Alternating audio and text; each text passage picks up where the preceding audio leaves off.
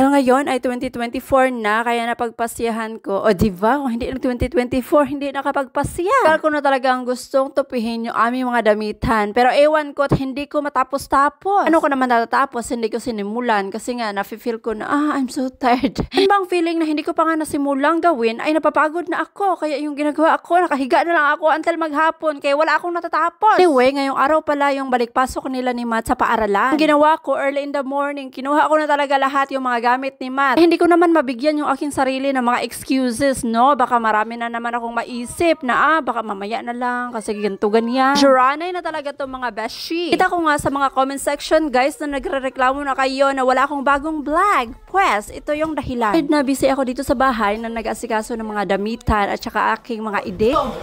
It's a lot. I-separate ko muna, guys, kung ano yung pwede pa nyo magamit at saka hindi na kasi alam niyo naman, ang bilis lumaki ni Matite. Ang isang dahilan naman ay nag-away kami ng aking banana queue, guys. Niyo bang malaman kung ano yung dahilan? Of course, Charissa. Bitaw, guys, nag-away kami dahil sa pera na yarn. Diba, sabi ko naman sa inyo, yung pagbablog ay hindi madali. Saan kailangan nasa good mood ka lagi? Nako, 2024 na nga lang, nagpapalihi na naman kami. I think whole year na naman kami mag-aaway, besh. Nako. Ako nga palang sineparate yung mga gamit ni Matt at saka ni Alex kasi nga nagka-ukay-ukay na, guys. Of course, sa totoong buhay, napakakunti lang talaga yung kanilang magagamit na damit. Yung the rest ay pwede nang ibaligya, Charissa.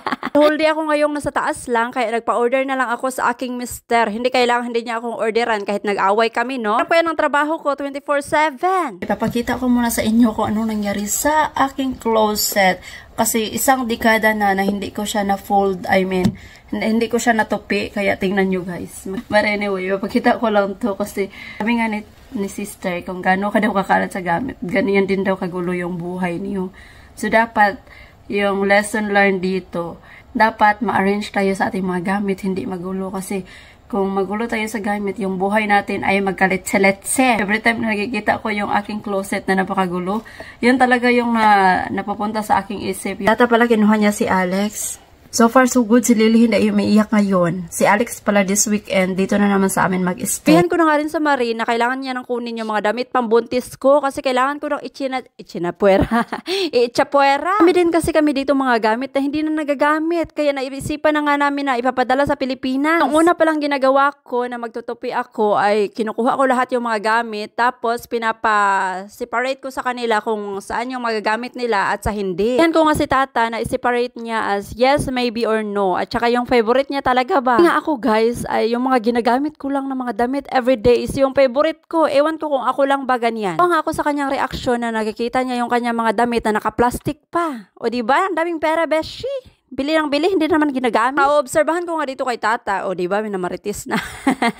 Yung mga damit na galing sa iba't ibang dako ng mundo. Kung pa lang kayo sa aking channel, ay si Tata ay isang tao na nagtatravel kahit saan kung gusto niya. Kung gusto niya mag-travel, mag-divorce sa amin. O pag hindi na talaga madala, guys. Actually, yung mga nabibili niya na hindi nagagamit is from Thailand. Grabe, ang dami-dami niya mga t-shirt. Wala lang talaga, bili ng bili at hindi naman ginagamit. Minsan observe ko sa kanya na parang wala na siyang mga damit kasi yung ginagamit niya is yung mga butas-butas. Guys, habang namimili si Mihaw, guys, ng kaniyang mga ukay-ukay, tingnan nyo naman yung hindi niya na magagamit. Oh, ang dami. Tapos, ayan, finold ko na siya. And then, yun yung kanyang magagamit. Gusto niyang gamitin pa.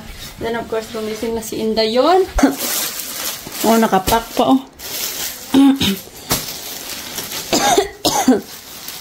Nakapack pa yung iba. Andito yung iba, guys, oh.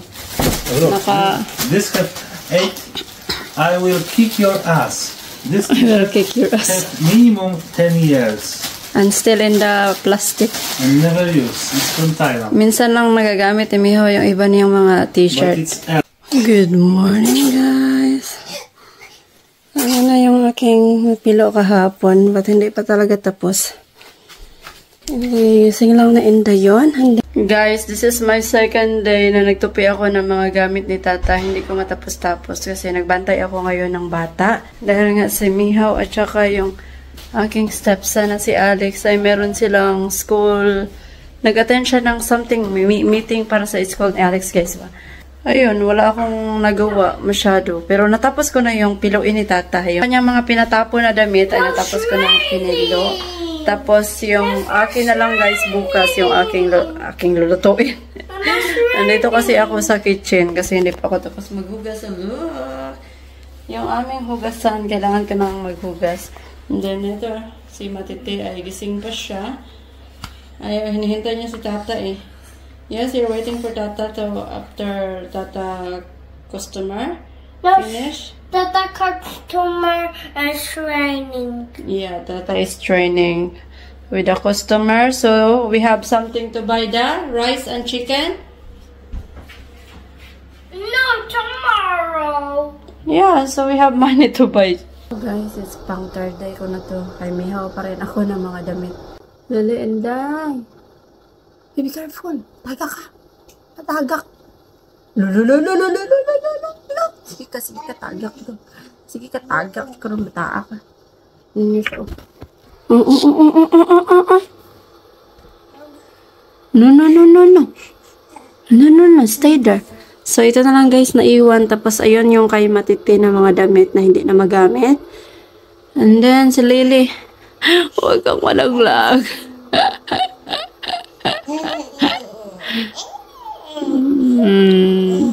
Just stay lang ka diha, ha? Yan, para mahumanak si Mama. Cute. Ay. Cute na. So, nandyan ka na sa crib mo. So, ayan na, ilagay na natin to sa ating maleta. Ito yung old maleta namin na pwede lang namin iiwan sa Pilipinas. Kasi sira na to siya, guys. Malita to siya ni ng ex-wife ni Mihaw. Sira na talaga, hindi pala siya pwede gamitin. Wala pala kaming luggage. Sira talaga siya. Ayan, lagay ko na sana yung mga damit ni Mihaw sa loob ng maleta, kaya lang sira. At to, kinuha ko na lang yung aking mga damit at binalik ko sa cabinet yung mga damit ni Mihaw. Far so good, o diba? Sana all hanay na. Hindi na siya parang mga spider web. Note ko na nga din yung aking mga damitan. Habang nagsiseparate ako ng aking mga damit, guys, sa hindi ko na magamit at magagamit, ay napag-isip-isip ko na pwede ko naman siguro tong ibenta, no? Guys, as in, yung damit ni Lily at saka ni Matt na hindi na magagamit, as in, sobrang dami. Actually, kay Lily, every month lang ata napapaad to cart ako dahil gusto ko meron siya mga outfit. Na si Lily na yung last, kaya to the highest level na yung order dyan. Ko ba, but every time na nag-order ako ng aming mga damit, actually stress ako dahil nag-aaway kami ni Tata. Ang iba talaga yung kasiyahan na nararamdaman ko. feel ko na babangkrapin ko na siya. Joke lang guys, but masaya talaga ako every time nag-order ako. Isa pa, mostly sa aking mga damit at saka mga pants ay XS at saka 2XS. O diba, ako ngayon ay small na ako guys. But wala akong planong pumunta sa 2XS at saka XS kasi last time naalala ko yung aking body ay napaka-slim tapos para na akong buko. Naman slim but gusto ko talaga yung malaki yung puwet at saka alam nyo na. Excited na siya kasi nakaligo na mi guys. Guys, hindi pa ako totally tapos sa aking paglaligpit ng mga damit namin. Ayan o. Ayan na lang guys, naiwan. At least na okay na siya no. Before that kasi malapit ng bumalik si Matt, kaya naligo ako agad. Nagugutom na din kasi itong si Inzayon, kaya kailangan ng pajijiin. Yes. Iyak siya. Kaya pa siya nagsasign sa akin. Gusto niya lang mag-didi. Oh, daliin na. Didi na.